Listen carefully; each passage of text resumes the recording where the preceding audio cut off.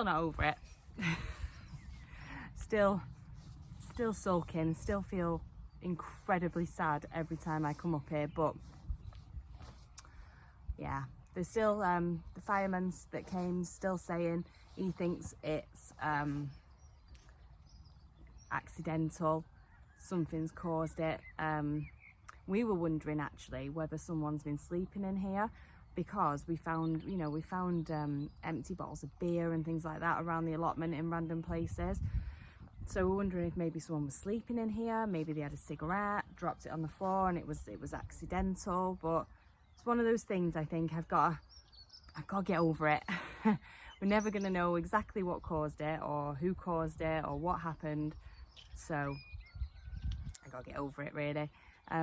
This is how it looks at the minute. A few people did say to me that I should get in contact with a polytunnel company, and they're actually local to me, but I don't even know if it's worth it now, because the whole door's gone. So this was like a sliding door, but obviously there's no door there anymore. So it's not just re-skinning the polytunnel, there's also doors need putting on and stuff. So I don't know. So what I've done in the meantime, while I ponder, I might do, because they're local, I might ask them if they'll come out and have a look, maybe, I don't know, and see what they think and give us a quote for actually doing the doors and stuff as well. But I don't think they actually I don't think they install them, so I'll have a look anyway. But in the meantime, I bought a small polytunnel to put down. Remember a couple of weeks ago I said I'm going to turn this plot here in the bottom allotment into a bed for pumpkins and squash. But that's the bed.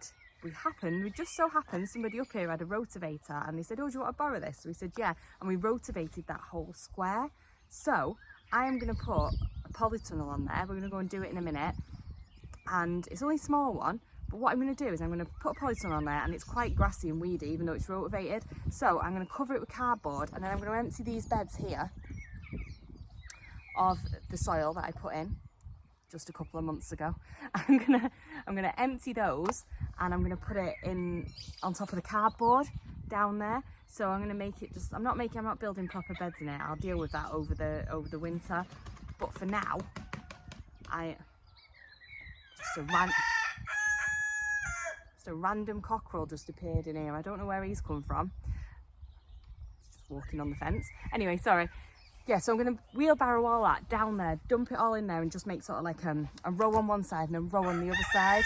And I'm going to put the tomatoes and the cucumbers in there, because they do fine in sort of grow bags, don't they? So effectively it's the same as just a grow bag on the floor. And then obviously the cardboard will start to degrade, and hopefully they'll be able to root down further if they want to. So that's the plan for today. That's what we're going to be doing, well, this weekend really. It's going to be a weekend of a job. I've got a couple of other things that I want to get in, like some peas that I had in here that were growing in a big long drain pipe, but the bit of wood they were standing on fell in. So I'm going to have to get them out somewhere to get over the weekend as well. So let's get on with it, get the polytunnel built and start the moving.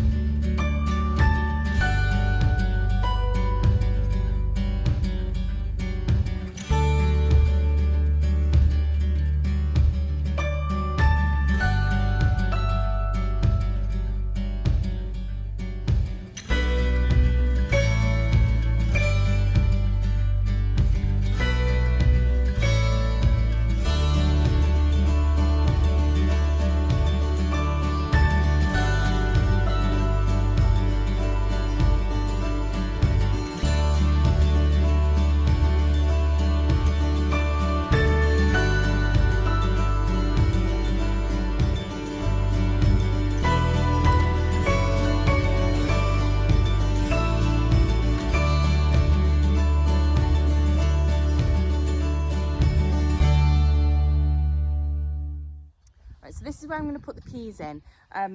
It was a brassica bed last year with all my kale in, but I think it'd be a really good place because the rhubarb's in it, and last year covering the rhubarb was a problem because it just squashed it all and all the leaves went bad. but I had to cover it because I had the kale in here and all the other, and the cabbages and stuff. So this year I'm going to put the peas in here next to the rhubarb because the peas don't need to be covered.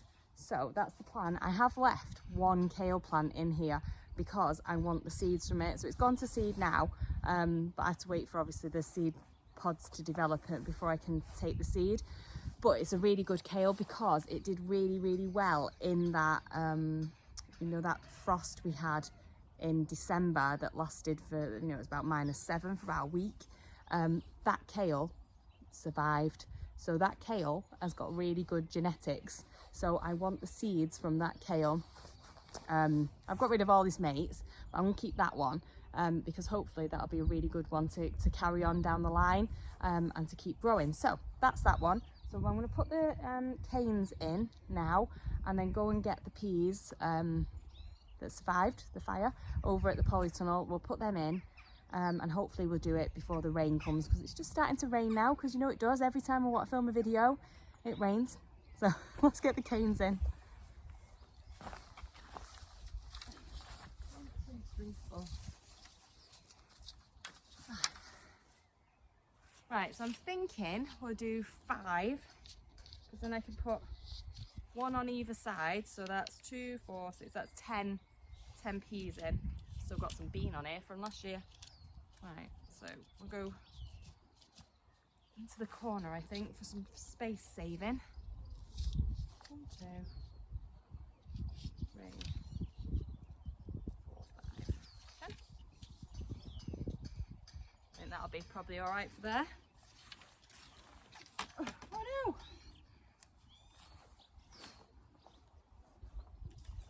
I like making the wigwams. I know they're not the most space effective really, but I do like them because I think they look really nice when they've got everything growing on them.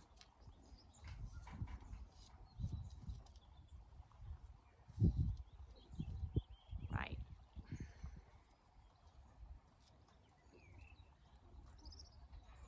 Right, I might space them out a bit more in a minute when I get the peas. For now, I think... Oh no, look, he's come out. I need one the same size really, I think. Let's get one the same size.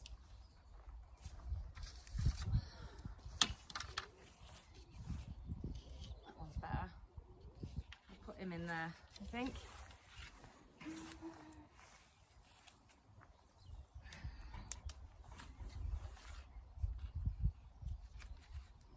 Right, add this one in.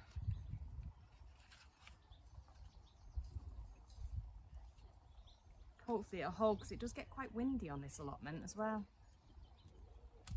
Okay, right, let's grab the peas. Right, these are the peas that are going in. They look pretty healthy actually compared to the first batch that I made that didn't do very well. So instead of sliding them in, I'm going to pick them out, but hopefully I'll just pick their whole thing out. Let's try one. There's one here. Oh no, he's gone over there. It's got a really long root that I'm going to try and put him in here. Luckily this soil is really nice, so I can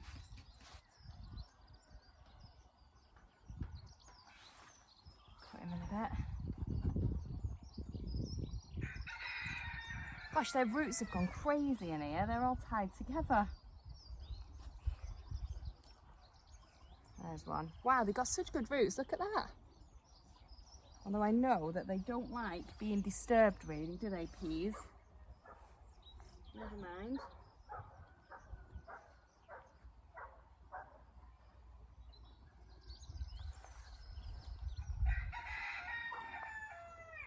Gosh.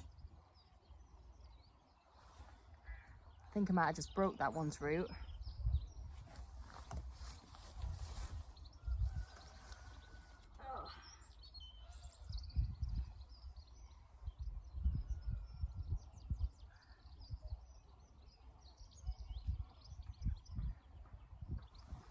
Do you know, that bloodfish and bone stuff absolutely stinks.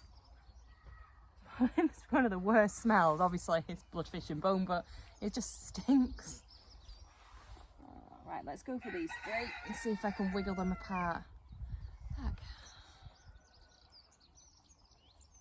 That's nothing. This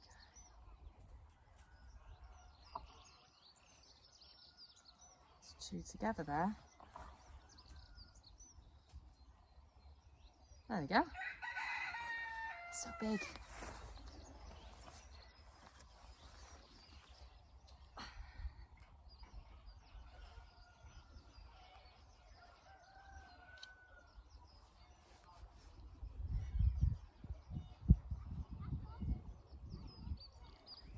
And then what I usually do is I do them on the outside like that, and then I'll put one on the inside of each pole as well. So one can grow up this side and one can grow up that side together, and just sort of wrap them round as they go.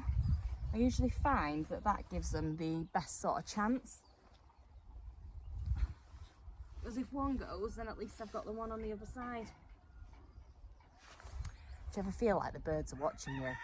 I can hear them all around here. I can hear them over on the roof over there. There's one just over there. It's like they're waiting.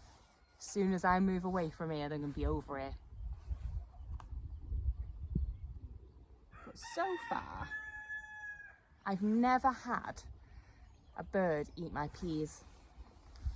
That I've noticed anyway.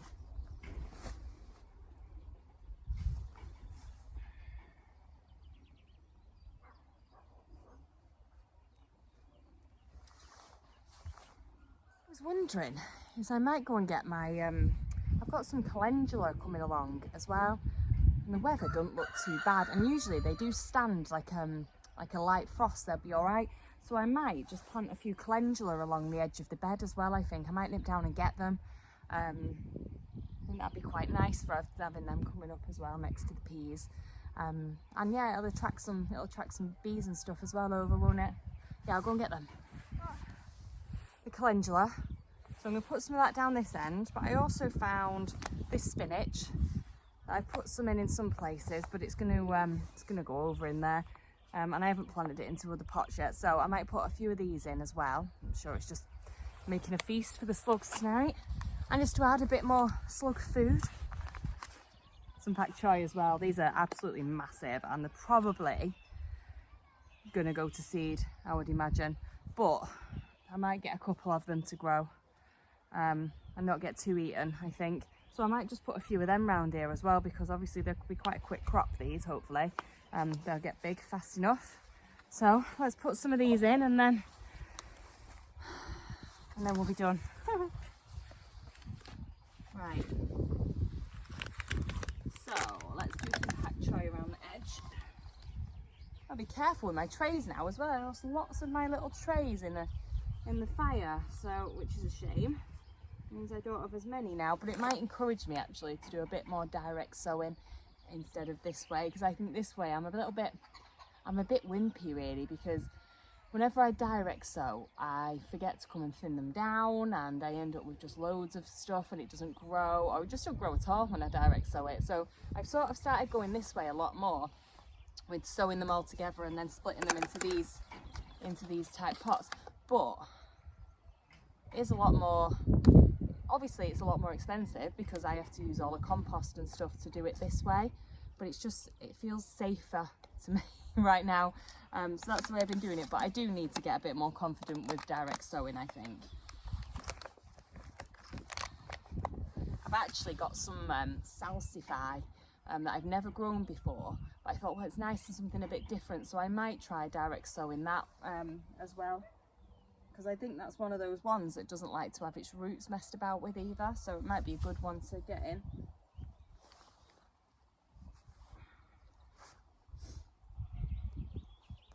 Right.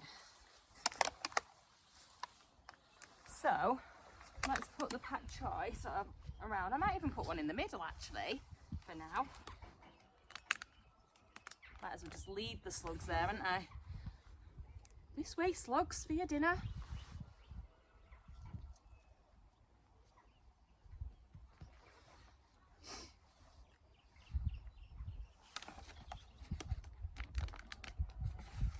I have actually got some pellets as well to put down. Now, I've never ever used them before. I've never used any type of slug repellent before, but last year it got a bit out of hand. So this year, I'm not having it. I might actually get some beer traps as well. I think that's probably a better way of going about it, because I think the slug pellets don't just kill slugs. I'm sure they kill other things as well, I've seen. So, you know, maybe not the best option.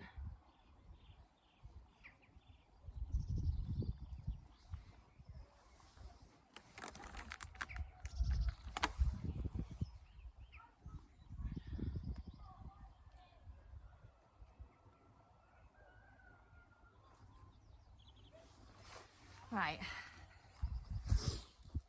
let's get some of this calendula in. Calendula?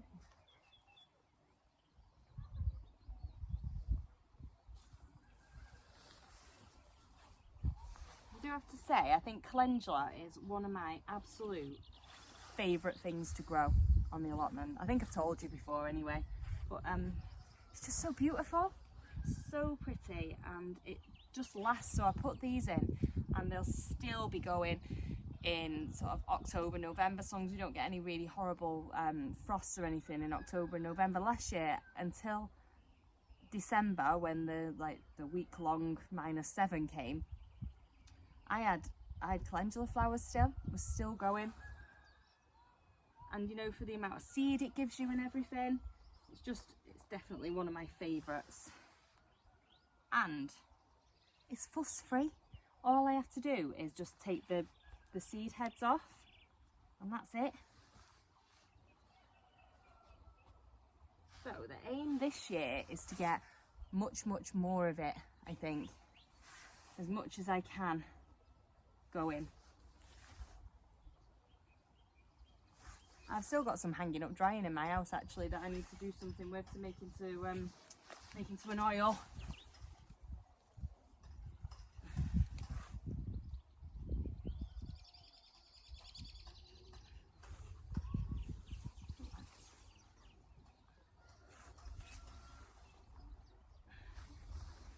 So when I plant calendula, I tend to plant it in sort of bunches quite close to each other, because I want them to make like a display all next to each other. And I've found that it doesn't really matter. They can be quite close to each other and they don't really care about it. So in fact, I think they quite like being closer with their little mates. So I plant them quite close together, and then they look really nice when they all come up and they all come into flower round about the same time. It looks really nice.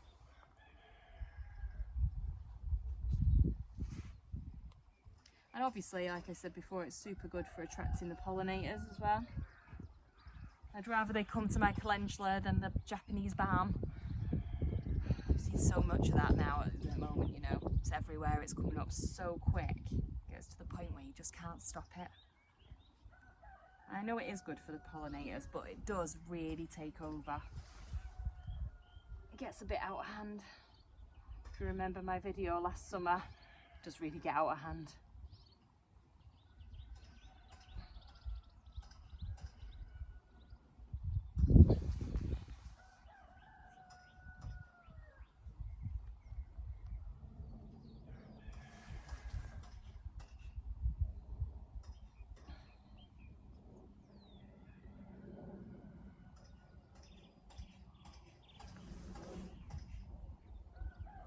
Right, I got quite a lot of it in there, I think. 1, 2, 3, 4, 5, 6, 7, 8. Let's go for 10, shall we? You think 10 little plants. And I'll keep some back as well, just in case. I've also got another load that I've sown as well, so. But I think these are another one that I could direct sow and not worry about it, but like I said, I'm still a bit wimpy when it comes to direct sowing.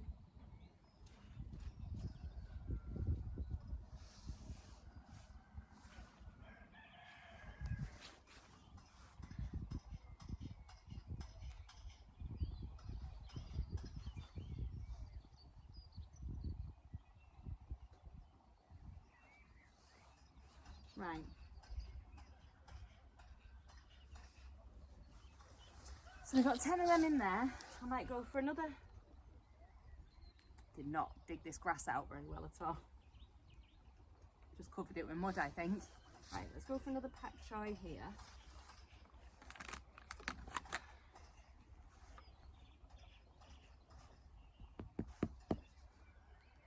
And then one more here maybe as well. Slugs are gonna love me tonight. Right. Sometimes I wish I lived a bit closer so that I could come down at night time and pick them all off. Yeah, it's a bit dark as well.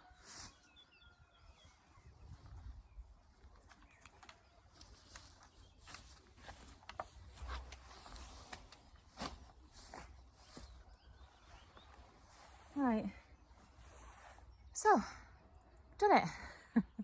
So, such a busy, packed weekend, but we've done it. We've done the polytunnel, got that up, got most of the soil in. I do need to finish that, but it's such hard work. Yeah, getting there now. I feel a bit less worried now. Now I know I've got somewhere to put my cucumbers, somewhere to put my tomatoes. I feel a lot less worried about everything. So yeah, it's going all right. We're doing it. Anyway, I will see you next week. Bye bye.